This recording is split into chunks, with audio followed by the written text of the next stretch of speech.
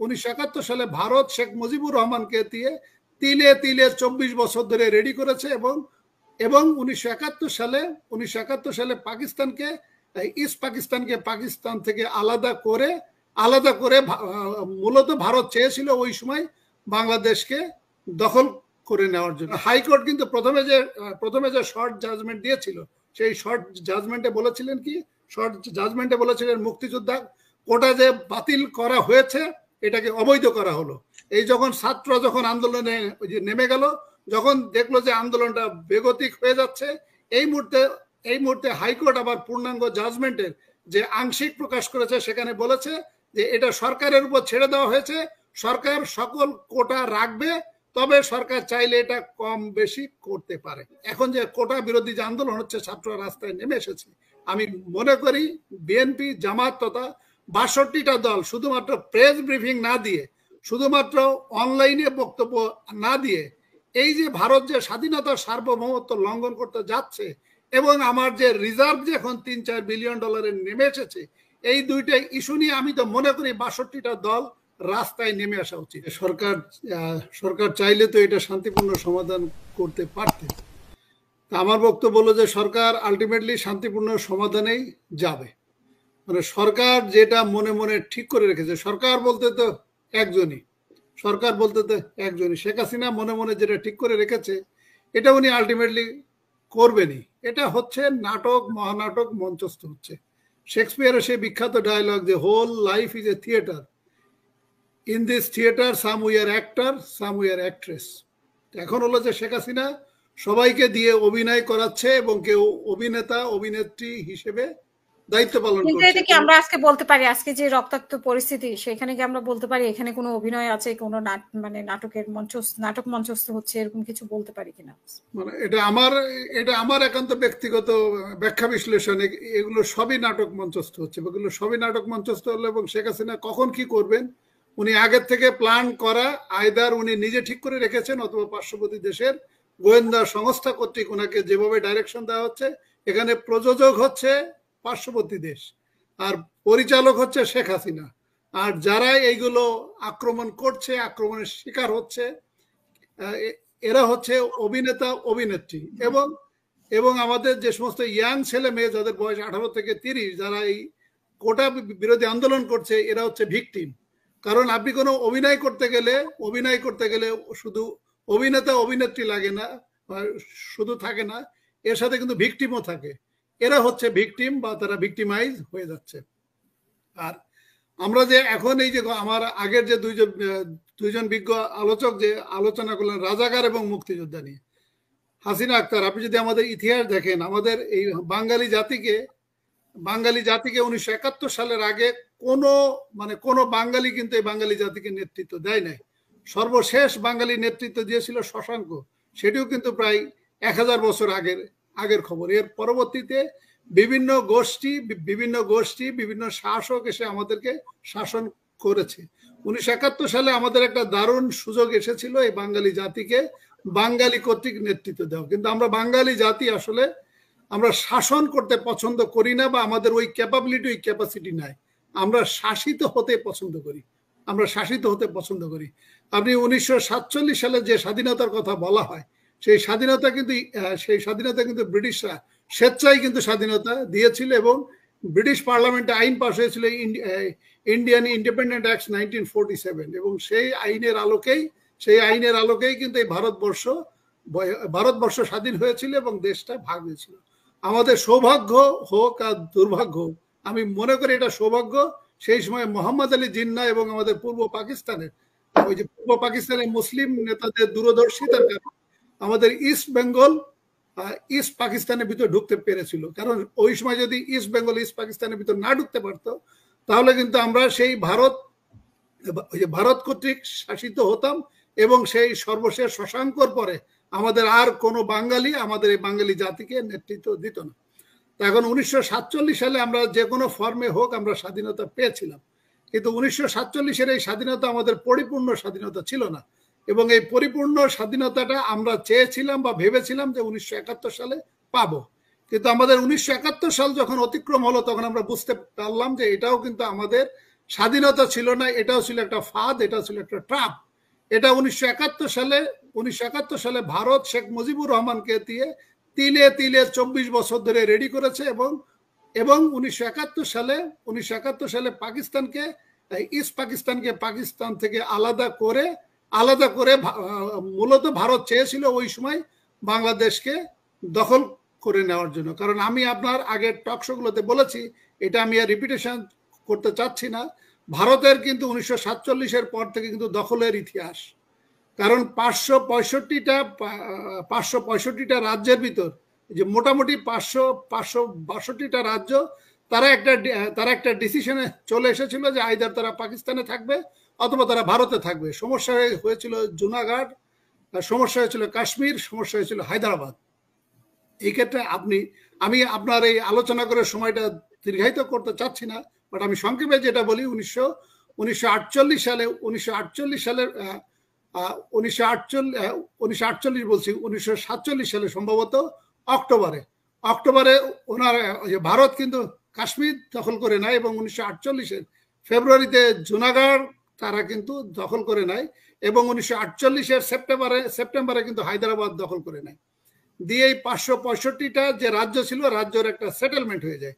এরপরে 1961 সালে গোয়া, দামান, দিউ, এটা কিন্তু এখন এটার সাথে আপনি মানে এটা কি মিলাচ্ছেন কেন? এইটার সাথে আমি মিলাচ্ছি যে এটা আমাদের পার্শ্ববর্তী দেশ যেভাবে বলে দিচ্ছে এবং শেখ হাসিনার মনের ভিতর যেটা আছে সেই কাজটি উনি করতে চাচ্ছেন। সাধারণ ছাত্রদের উপরে কেন, মানে নিরীহ ছাত্রদের উপরে কেন? আচ্ছা, নিরীহ ছাত্রছাত্রীদের উপরে করা হচ্ছে। আপনার টক শোতে কিন্তু আমি অনেকবার কিন্তু আমি বলেছি, এটি আসলে নাটকটা মঞ্চস্থ করা হচ্ছে বড় দুইটা বিষয় ঢাকা দেওয়ার জন্য। একটি হচ্ছে ভারতের সাথে যে আমাদের অসম চুক্তি হয়েছে এবং মূলত আমাদের স্বাধীনতা সার্বভৌমত্ব লঙ্ঘনের যে চুক্তি এটি, এবং এই যে হঠাৎ করে দেখেন গত 10 দিন আগে আমাদের $10 বিলিয়ন মানে $9.26 বিলিয়ন জয় বাংলা হয়ে গিয়েছে। এটা যদি হঠাৎ করে যদি প্রত্যেকটা মানুষ যদি এটা জেনে যায়, তাহলে যেভাবে আমরা কোনো বাজারে বা কোনো গ্রামে যদি চোর ধরা পড়ে তখন সবাই চোরকে পিটাতে থাকে এবং বলতে থাকে তুই টাকা কোথায় রেখেছিস এটা তোকে বলতে হবে, যতক্ষণ পর্যন্ত তুই এই টাকার হদিস না বলবি ততক্ষণ পর্যন্ত তোকে পিটাতে থাকবে এবং আক্ষরিক করতে জনগণ কিন্তু তাকে পিটায়। এখন সরকার ভেবেছে, শেখ হাসিনা ভেবেছে, যদি এই তথ্যটা যদি 18 কোটি জনগণ যদি জেনে যায়, ওয়াকিবহাল হয়ে যায়, তাহলে গণভবন এসে আক্রমণ করে শেখ হাসিনাকে বলবে আপনাকে এই $10 বিলিয়ন হদিস ইতিহাস আপনাকে বলতে হবে, আদারওয়াইজ জনগণ আপনাকে বাংলাদেশ ত্যাগ করতে দিবে না। এইটা থেকে এই দুইটা বিষয়কে ঢাকা দেওয়ার জন্য, আড়াল করার জন্য, যাতে মানুষ এইটা নিয়ে যাতে গণ অভ্যুত্থান না হয়, এইটার কারণে শেখ হাসিনা এই মুক্তিযোদ্ধা কোটার নাটকটা প্রবর্তন করেছে এবং উনি আক্ষরিক অর্থে একটা স্কোপ খুঁজছিলেন। এই স্কোপটা পেয়েছেন, এটা এখন আদালতকে ব্যবহার করা হয়েছে। আদালত যে আপনি দেখেন আদালত যে জাজমেন্ট দিয়েছে, হাইকোর্ট যে জাজমেন্ট দিয়েছে, আমি তো একজন আইনজ্ঞ, এর জন্য তো হাইকোর্ট লাগে না। কারণ হাইকোর্ট কিন্তু প্রথমে যে শর্ট জাজমেন্ট দিয়েছিল, সেই শর্ট জাজমেন্টে বলেছিলেন মুক্তিযোদ্ধা কোটা যে বাতিল করা হয়েছে এটাকে অবৈধ করা হলো। এই ছাত্ররা যখন আন্দোলনে নেমে গেল, যখন দেখলো যে আন্দোলনটা বেগতিক হয়ে যাচ্ছে, এই মুহূর্তে হাইকোর্ট আবার পূর্ণাঙ্গ জাজমেন্টের যে আংশিক প্রকাশ করেছে, সেখানে বলেছে যে এটা সরকারের উপর ছেড়ে দেওয়া হয়েছে, সরকার সকল কোটা রাখবে, তবে সরকার চাইলে এটা কম বেশি করতে পারে। আমার বক্তব্য হলো যে হাইকোর্ট যে জাজমেন্টটা দিয়েছে, আমি একজন আইনজ্ঞ হিসেবে বলছি, এটি অসাংবিধানিক। কারণ মুক্তিযোদ্ধাদের কোটা দিতে হবে, এটি কোনো প্রচলিত আইন এবং আমাদের সংবিধান বা কোনো আইনে কোথাও বলা নাই। তাহলে এই যে হাইকোর্ট যে আদেশটা দিলেন, এই হাইকোর্ট মূলত শেখ হাসিনা যেটা চেয়েছে সেটাই হাইকোর্ট এই জাজমেন্টটা দিয়েছে। এবং আমাদের অ্যাপিলেট ডিভিশনের প্রধান বিচারপতি যে দুইটা বক্তব্য দিয়েছেন, দুইটা বক্তব্যই কিন্তু রাজনৈতিক বক্তব্য দিয়েছেন এবং মূলত শেখ হাসিনা যেটা বলতে চেয়েছেন সেই কথাটাই প্রধান বিচারপতি বলেছেন। উনি কি বলেছেন? উনি বলেছেন যে রাস্তার আন্দোলন দেখে আদালতের বিচার পরিবর্তন হয় না। এই কথা হাসিনা, এটা আপনি এটা তো আমরা 18 কোটি জনগণ সবাই জানি এটা যখন প্রধান বিচারপতি যখন ওপেন কোর্টে যখন এই মন্তব্য করে, এর অর্থ হচ্ছে রাস্তার আন্দোলন দেখে বিচার পরিবর্তন হয়, যেটা আমরা দেখেছিলাম কাদের মোল্লার ক্ষেত্রে। এবং এর পরে আবার উনি দেখলাম আরেকদিন বক্তব্য দিয়েছেন বা আরেকদিন মন্তব্য করেছেন। উনি বলেছেন যে যারা টক শোতে সংবিধান নিয়ে আলোচনা করে, মুক্তিযোদ্ধা কোটা নিয়ে বিভিন্ন বিজ্ঞ মতামত দেন, শুধু মনে হয় ওনারাই আইন জানেন এবং আমাদের হাইকোর্টের বিজ্ঞ বিচারপতিগণ ইনক্লুডিং চিফ জাস্টিস ওনারা কোনো আইন জানেন না।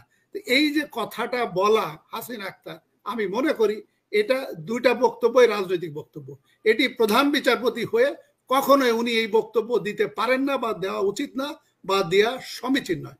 ওনাকে ভাবতে হবে বা ওনাকে বুঝতে হবে উনি 18 কোটি জনগণের প্রধান বিচারপতি। ওনাকে শেখ হাসিনা বা শেখ হাসিনার সরকার নিয়োগ দিতে পারে, but it does not mean that he belongs to the as a chief justice of Sheikh Hasina. He does not belong to the as a chief justice of this army puppet government. He is the chief justice of 18 crore people. এখন প্রশ্নটা হলো যে এই যে এখন যে কাজগুলো করা হচ্ছে এটা আমাদের ছাত্রদেরকে ব্যবহার করা হচ্ছে এবং ছাত্ররা আবেগ আপ্লুত হয়ে এই কাজটা করছে। এবং আমি একাধিক টকশোতে আমি বলেছি যে ছাত্ররা এটা ভুল করছে এবং এটার সাথে আমাদের যে অপোজিশন যে রাজনৈতিক নেতৃত্ব এবং তারাও ভুল করছে এবং তারা ভুল করে যাচ্ছে। আমাদের ডক্টর তাজ হাশমি যেটা বললেন যে আমাদের গত 16 বছর ধরে আমরা বিরোধী রাজনৈতিক নেতৃত্ব থেকে যে ধরনের রাজনীতি বা যে ধরনের দায়িত্ববোধ জনগণ আশা করে, আমরা কিন্তু গত 16 বছর তাদের থেকে কিন্তু এই দায়িত্ববোধ আমরা কিন্তু দেখি নাই। এই যে এখন যে কোটা বিরোধী যে আন্দোলন হচ্ছে, ছাত্ররা রাস্তায় নেমে এসেছে, আমি মনে করি বিএনপি, জামাত তথা 62টা দল শুধুমাত্র প্রেস ব্রিফিং না দিয়ে, শুধুমাত্র অনলাইনে বক্তব্য না দিয়ে, এই যে ভারত যে স্বাধীনতার সার্বভৌমত্ব লঙ্ঘন করতে যাচ্ছে এবং আমার যে রিজার্ভ যে এখন $3-4 বিলিয়ন নেমে এসেছে, এই দুইটা ইস্যু নিয়ে আমি তো মনে করি 62টা দল রাস্তায় নেমে আসা উচিত।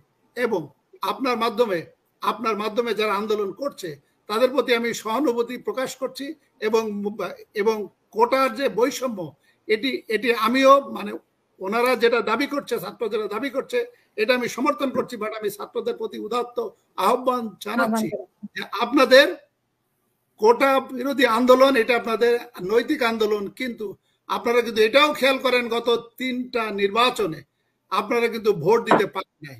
গত 3টা নির্বাচনের পরে যে সমস্ত উপজেলা নির্বাচন যেহেতু রাজনীতি নিয়ে এখন পারেন নাই, তো এইগুলো আপনারা সাথে এনে আপনাদের এখন কোটা আন্দোলনের দাবিটা আপনারা ভুলে যান। এটা আমি মনে করি ছাত্রদেরকে আমি উৎসাহ দিচ্ছি, উদাত্ত আহ্বান জানাচ্ছি। আপনাদের এখন একটাই দাবি হওয়া উচিত, শেখ হাসিনার পদত্যাগ এবং আমি বিরোধী রাজনৈতিক নেতৃত্বকেও উদাত্ত আহ্বান জানাচ্ছি, যদি ছাত্ররা আপনাদের এই আন্দোলনের সমর্থন যদি না নিতে চায়, আপনারা আপনাদের মতো আন্দোলন করেন। আপনি দেখেন হিটলার যেভাবে পরাজিত হয়েছিল, হিটলার কিন্তু সকল ফ্রন্ট থেকে একসাথে পরাজিত হয় নাই। প্রথম সে পরাজিত হয়েছিল রাশিয়ায়, যখন সে আক্রমণ করে। রাশিয়ার যে টেম্পারেচার ছিল মাইনাস, এটা তাদের সৈন্যবাহিনীর জানা ছিল না। যখন রাশিয়ার পতন শুরু হয় তখন আস্তে আস্তে তার সকল ফ্রন্টে কিন্তু পতন হয় এবং আলটিমেটলি সে। এই কারণে আমি মনে করি শেখ হাসিনাকে শুধুমাত্র মুক্তিযোদ্ধা কোটা দিয়ে তাকে পরাস্ত করা যাবে না, তাকে পরাজিত করা যাবে না। এই কারণে সকল ফ্রন্টে আমি মনে করি আগামী 10-15 দিন, 1 মাসের একটা আন্দোলনের টার্গেট নিয়ে যদি তাতে কিছু লোকের জীবন উৎসর্গ করতে হয়, আমি মনে করি এটি করে আমাদের এই শেখ হাসিনাকে ক্ষমতাচ্যুত করে ভারতের আগ্রাসন বা আধিপত্যবাদ থেকে আমাদের 18 কোটি জনগণকে মুক্ত করা উচিত। এবং এটা বিরোধী রাজনৈতিক নেতৃত্বের এটি একান্ত দায়িত্ব এবং একমাত্র দায়িত্ব বলে আমি মনে করি।